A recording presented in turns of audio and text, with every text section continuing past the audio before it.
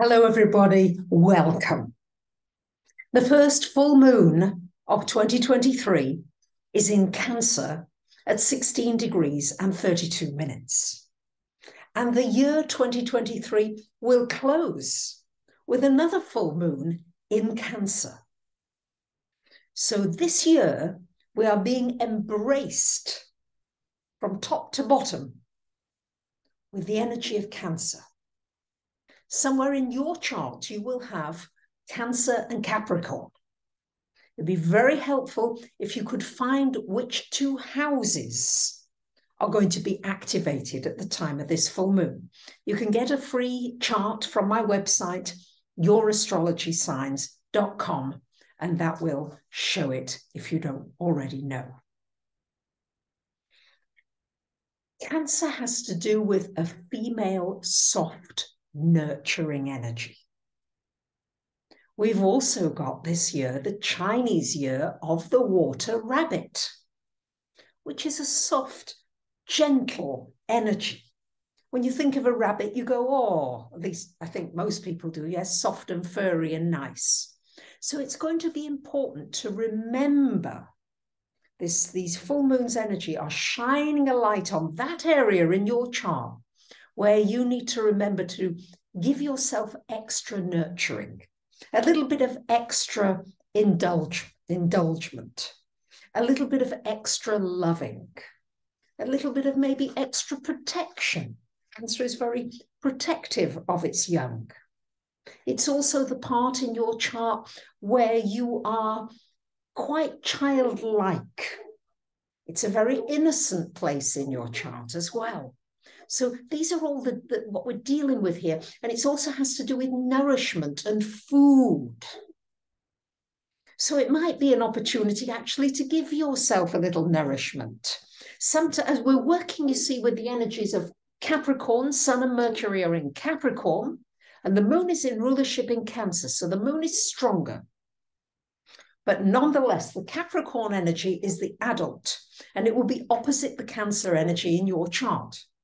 And you can see where you are, which life area you're more of an adult. It might be in finances, might be in relationships. It might be connected with home and family where you're very responsible.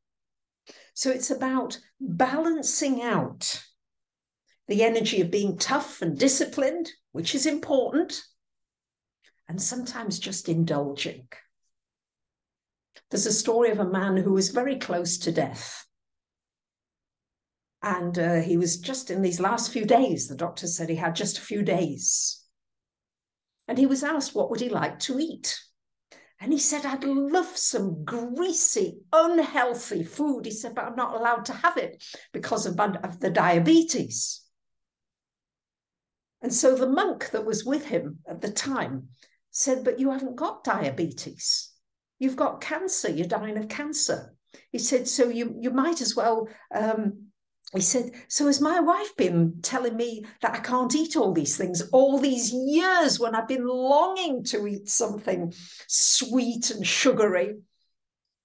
And the monk said, well, you know, you're dying anyway, so what is it that you like? Well, his eyes lit up and he ate, he just ate all the things that he enjoyed. He was given that.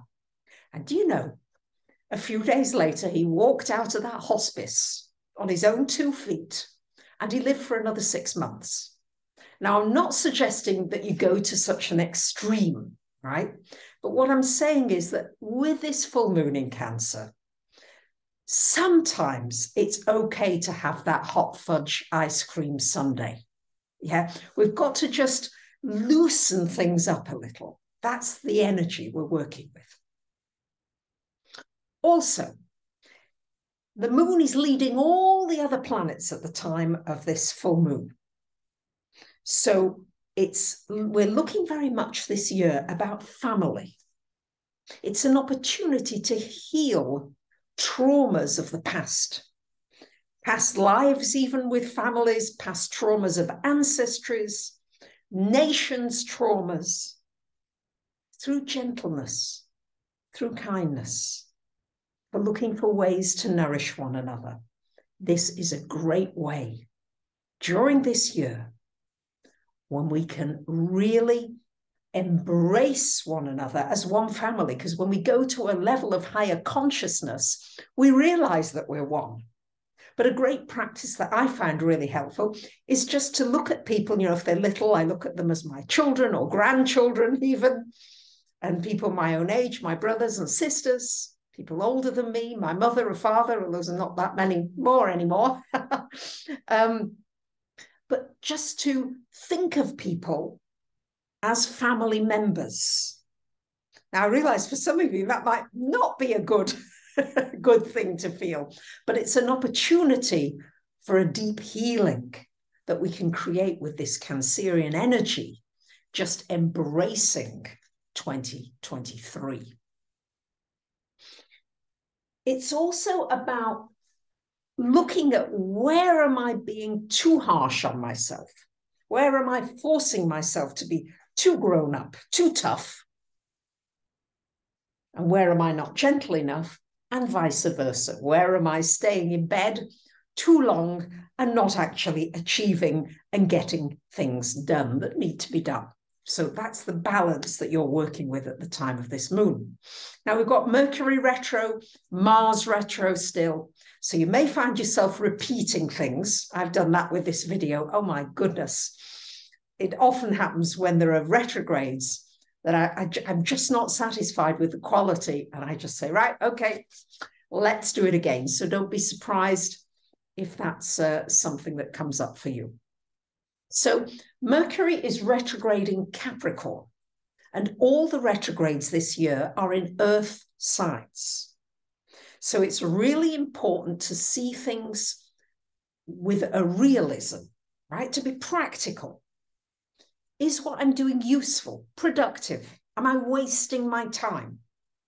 For example, is this television program, am I going to feel uplifted? Or this book I'm reading? What am I thinking about? And Paramahansa Yogananda, a Capricorn himself, born on January the 5th, said, don't keep your mind engaged in too many activities. Analyze what you get from them and see if they are really important. Don't waste your time. So this is another part or piece of the puzzle that you're working with. So we've got this working with the adult and the child and balancing the two, because Saturn rules Capricorn, the moon rules Cancer. So we're dealing with these frequencies of Saturn and the moon. So it's always important to remember to be gentle. As Thich Nhat Hanh says, in our consciousness, there are many negative seeds, but also many positive ones. And the practice is to avoid watering the negative ones, identify the positive ones and water those. I've paraphrased it a little bit. And this again is about nurturing. So are you nurturing your positivity? Are you nurturing the good things in your life? Are you nurturing the good points in other people? And this is another practice, because the Saturn energy is about practicing it. Practice makes perfect. And the moon energy is about developing kindness. We've also got a fabulously creative aspect. The moon is trine to Neptune. This is really creative. It's wonderful for dissolving walls, boundaries that have been put up that we don't need anymore. It's like the dissolving of the Berlin Wall. Maybe you've got a Berlin Wall in your life somewhere. It can dissolve at this time. It's an opportunity for finding divine love, the healing of families, healing of nations, and also it's wonderful for your intuition.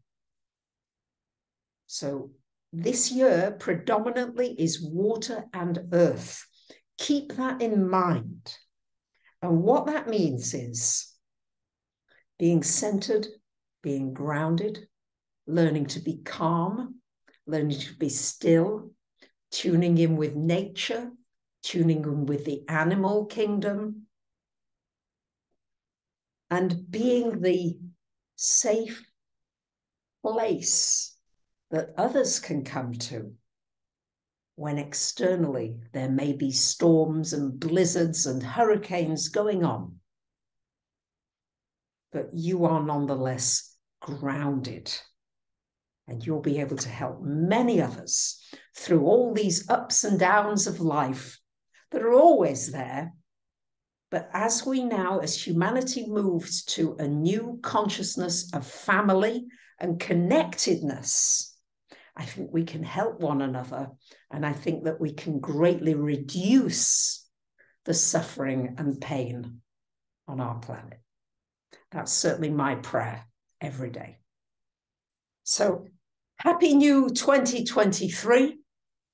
I'm very honored and grateful that you're here. Thank you very much for your contributions in so many ways. And I'm sending you much love. Bye for now.